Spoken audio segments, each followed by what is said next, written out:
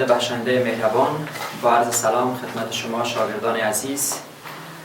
امیدوارم هر کجایی که هستید و این فیلم ها را میبینید شاد و تندرست و سربلند باشید. خب شاگردای عزیز، امروز موضوعی که میخوایم ارائه کنم مضمون فیزیک است. صنف 11 است. موضوع تعادل مکانیکی است. شاگردای عزیز، جلسه اول فیزیک است. فیزیک شروع میکنیم. فیزیک صنف 11 مربوط به فیزیک مکانیک میشه. خود مکانیک باز به دو قسمت تقسیم بندی شده است که یکی بخش سینماتیکش است و بخش دومش بخش دینامیک است. قسمت اول کتابتان شاگردای عزیز، بخش عنوان صفحه اول کتابتان به نام تعادل مکانیکی است. ما باید تعادل مکانیکی بفهمیم که یک جسم در کدام حالت در حالت تعادل قرار میگیره. خب حالتهای تعادل ضرورت به این میشه که ما بعضی عناوین در تعادل بفهمیم. وقتی ما تعریف میکنیم، تعریف باز بعدا هم تعریف میشه براتون. تعادل زمانی یک جسم در حالت تعادل است، مجموع قواهایی که به جسم وارد میشن تمامشان باید مساوی به صفر شود. هر زمانی که مجموع قواهایی که به یک جسم وارد میشن تمامش صفر شود، جسم در حالت تعادل قرار میگیره. یا گفته میتونیم که مجموع مومنت هایی که به جسم وارد میشن مساوی به صفر شود، جسم ما در حالت تعادل گفته میتونیم. خب شاگردای عزیز، من هدف از قوه ذکر کردم. موضوع قوه را بفهمیم شاگردای عزیز که قوه چی است، چگونه به وجود می آید، او را تعریف کنیم، یک تعریفی ازش داشته باشیم. باز بخیر میم در بخش تعادل اجسام که یک جسم چه وقت در حالت تعادل قرار میگیره. خب شاگردای عزیز، مبحثی که امروز میخوایم براتون ارائه کنم او عبارت از بخش قوه است. قوه را باید بفهمیم که قوه چی است. قوه. خب قوه را تعریف میکنیم شاگردای عزیز. قوه عاملی است. قوه عاملی است که سبب تغییر شکل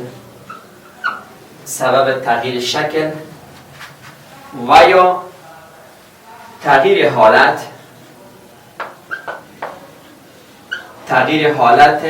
جسم میگردد. خب شاگردای عزیز، قوه چی است خودش؟ قوه یک عامل است. مثلا وقتی که ما به جسم میگیم قوه وارد میکنیم، جسم میتونه سرعتش تغییر کنه، یا جسم میتونه اگر ساکن باشه حرکت کنه. اگر در حالت حرکت است چی میشه؟ ساکن میشه. پس قوه یک عامل است که سبب تغییر شکل و یا تغییر حالت در یک جسم میشه. زمانی که ما میگیم تغییر شکل یا تغییر حالت در یک جسم، این ما میگیم این اثرش به نام قوه یاد میکنیم. خب پیش ازی که قوه را یعنی به صورت کلی تعریف کنیم و بعضی فیزیکای دانشگاهی قوه را تعریف میکنن که میگه قوه عبارت از تیله کردن و کش کردن عبارت از قوه گفته میشه. زمانی که یک جسم ما تیله میکنیم یا یک جسم ما کش میکنیم، اینمی تیله کردن و کش کردن عبارت از چی است؟ عبارت از قوه. و ما در این فیزیک صنف 11 یک تعریف ساده از قوه داریم که عامل ایجاد تغییر در جسم عبارت از قوه است. وقتی که قوه را تعریف میکنیم، قوه عامل ایجاد تغییر در جسم است. یا تعریف کرده میتونیم قوه برهم کنش و یا اثر متقابل دو جسم است. قوه چی است؟ برهم کنش یا اثر متقابل دو جسم است. میتونه دو جسم زمانی که ما میگیم قوه به وجود میآید، قوه میتونه اثرای دور به وجود بیاید، یعنی در یک جسم همراه محیطش، یا میتونه قوه از اثر تماس دو جسم به وجود بیاید. قوه چگونه به وجود میآید؟ قوه از اثر تماس دو جسم به وجود میآید. زمانی که دو جسم با هم دیگر تماس پیدا میکنن قوه به وجود میآید. یا قوه از اثر اثرای دور به وجود میآید. مثلا محیط کته یک جسم همراه محیطش. فرض کن ما قوی که ذکر میکنیم قوی جاذبه زمین است. یک جسم زمانی که رها میکنیم به طرف زمین سقوط میکنه، زمین به این جسم یک قوه وارد میکنه، پس این قوه جاذبه است که زمین به جسم وارد کرد. یا ما گفتیم قوه از اثر تماس یا اثرهای دور به وجود میاد. زمانی که ما دو آهنربا را در مجاورت همدیگر قرار بدیم بین هم یک قوه وارد میکنن. یا مثلا ما قوه های برقی داریم، زمانی که دو ذره چارجدار در مجاورت همدیگر قرار بدیم بینشان یک قوه به وجود میاد. اگر مثلا ذرات چارجدار هم علامه باشن قوه دافعه بینشان صورت میگیره، اگر مختلف العلامه باشن بینشان قوه جذب به وجود میاد. پس قوه از اثر تماس دو جسم یا از اثر وقتی که میگیم تماس دو جسم یا محیط و جسم یا از راه دور چی میکنه قوه به وجود میآید. پس بنان تعریف میکنیم قوه عاملی است که سبب تغییر شکل و یا تغییر حالت جسم میگرده. یا گفته میتونیم که عامل ایجاد تغییر در یک جسم عبارت از قوه است. عامل ایجاد تغییر در یک جسم عبارت از قوه می باشد. عامل ایجاد تغییر در یک جسم برای چی میگیم؟ قوه میگیم. خب شاگردای عزیز، قوه کی است؟ فرمول داره، یعنی طبق قانون دوم نیوتن. در فصل 4 بخیر سرش بحث میکنیم. قوانین حرکت نیوتن است که مربوط به فیزیک که گفتیم دو قسمت تقسیم بندی میشه. یکی بخش سینماتیک است و بخش دومش به نام دینامیک یاد میشه. و در بخش دوم که بخش دوم فیزیک است به نام دینامیک یاد میشه، باز قوه را به صورت کلی توضیح بردان داده میشه و قوانین حرکت نیوتن. حالا صرف یک معادلش شما باید بفهمید که قوه از کدام رابطه به دست میاد. اگر ما قوه را به F نشان بدیم، F عبارت از چی باشه؟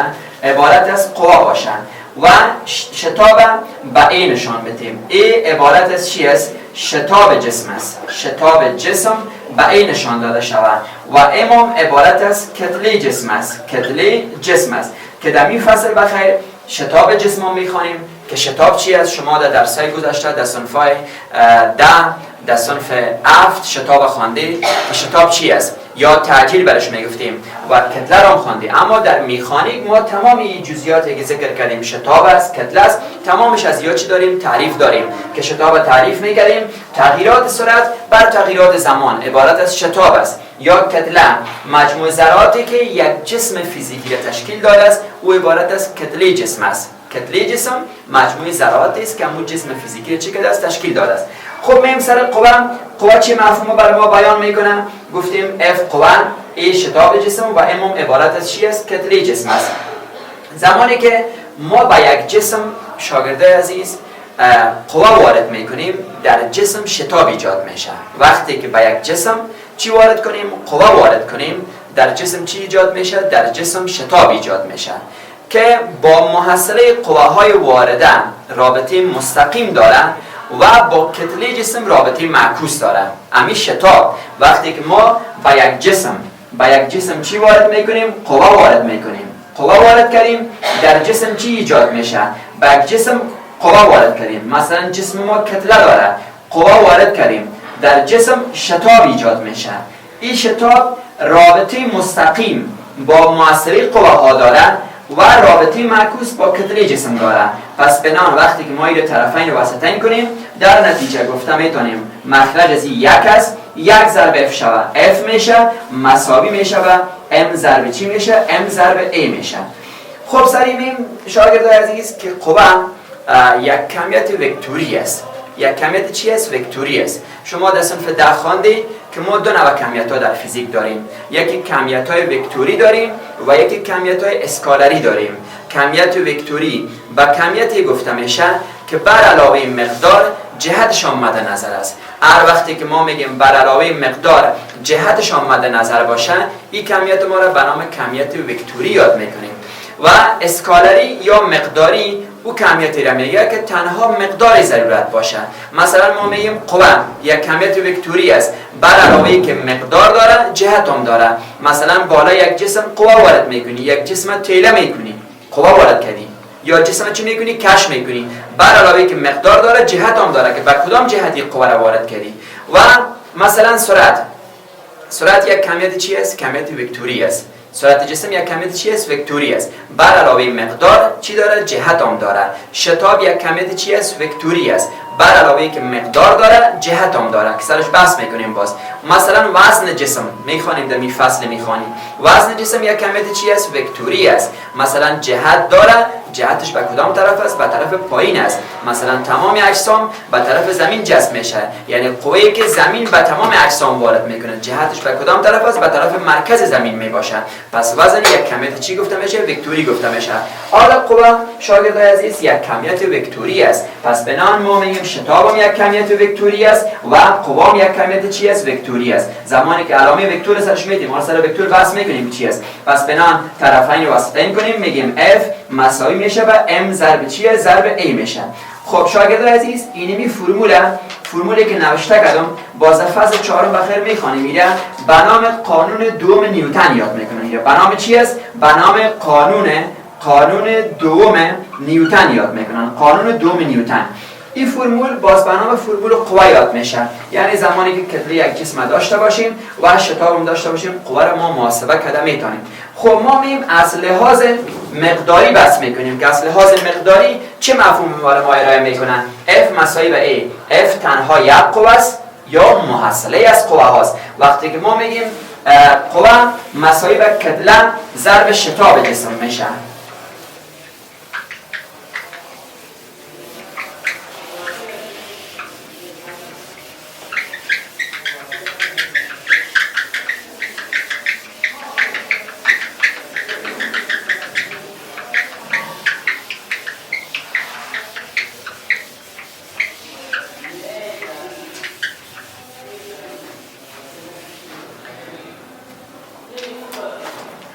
خب شاگردای عزیز گفتیم که فرمول قوه عبارت است F مساوی است به M ضرب A است. M ضرب A که در این رابطه ما F قوه M کتله جسم و A شتاب جسم است.